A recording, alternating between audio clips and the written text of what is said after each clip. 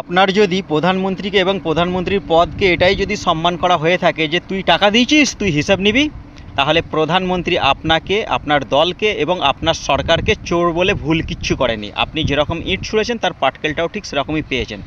আপনার বলতে লজ্জা করেনি বাংলাকে অসম্মান করার জন্য 186খানা টিম পাঠিয়েছে?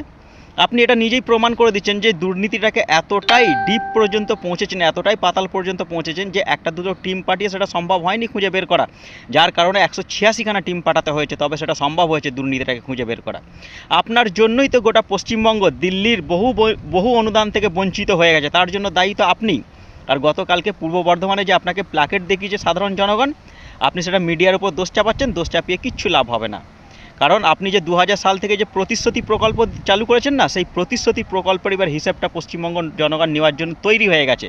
2026-এ ভোটের আগে পর্যন্ত আপনাকে কালীঘাট বন্দি করে দেবে, আপনি তার জন্য তৈরি থাকুন আপনি।